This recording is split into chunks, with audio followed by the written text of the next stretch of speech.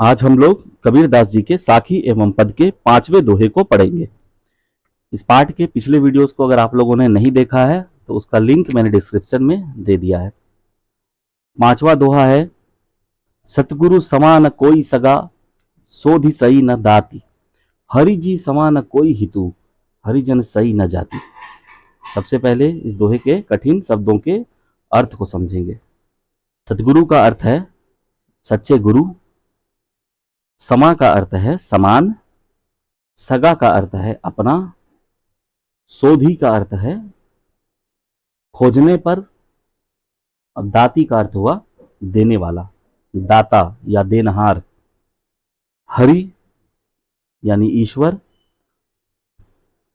हितु का अर्थ हुआ हित करने वाला, हितैषी, भला करने वाला। और हरिजन अर्थात हरि के जन, ईश्वर के भक्त, भगवान के भक्त। सही का अर्थ है समान, और यहां जाति का अर्थ है वर्ग या समूह। अब इस दोहे के अर्थ को समझते हैं।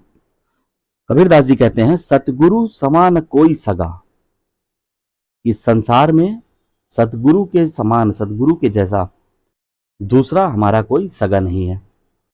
सोधी सही न दाते, खोजने पर भी, ढूंढने पर भी हमें वैसा देनहार, वैसा दाता, देने वाला नहीं मिलता।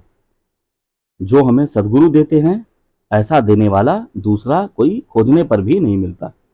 हरि जी समान कोई हितु, हरि अर्थात ईश्वर, ईश्वर के समान दूसरा कोई हमारा हितैषी नहीं है।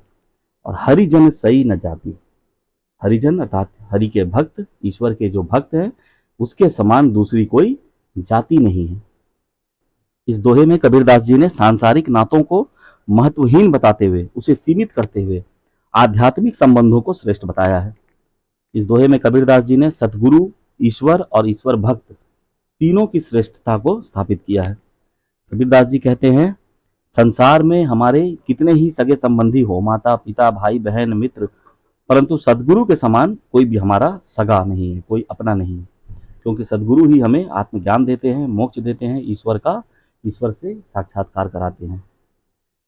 ईश्वर के जैसा दूसरा हमारा कोई हितैषी नहीं है। ईश्वर जो बिना स्वार्थ के ही अपने भक्तों की रक्षा करते हैं, उनका कल्याण करते हैं। और ईश्वर भक्त हरिजन, उनके समान दूसरी कोई जाति नहीं है। क्योंकि ईश्वर भक्त हमेशा ही सत्य के मार्ग पर चलने वाले होते हैं। अतः इस दोहे में कबीरदास जी ने जाति, वर्ग, कुल, पंथ सभी से ऊपर उठकर सांसारिक रिश्तों को महत्वहीन बताते हुए सदगुरु, ईश्वर और ईश्वर भक्त, इन तीनों के साथ हमारी आध्यात्मिक रिश्तों को ही श्रेष्ठ बताया है। इस दोहे में अनुप्रास अलंकार का सुंदर प्रयोग देखने को मिलता है। आप प्रथम पंक्ति को देखेंगे, एकदम स्पष्ट आपको सवर्ण की आवृत्ति देखने को मिलेगी, और दूसरी पंक्ति में ह वर्ण की आवृत्ति है।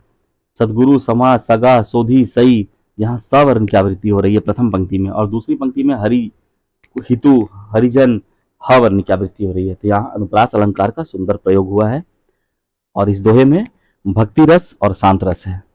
अगर इस वीडियो में कोई बात आपको नहीं समझ में आई हो तो आप कमेंट करके पूछ सकते हैं। धन्यवाद।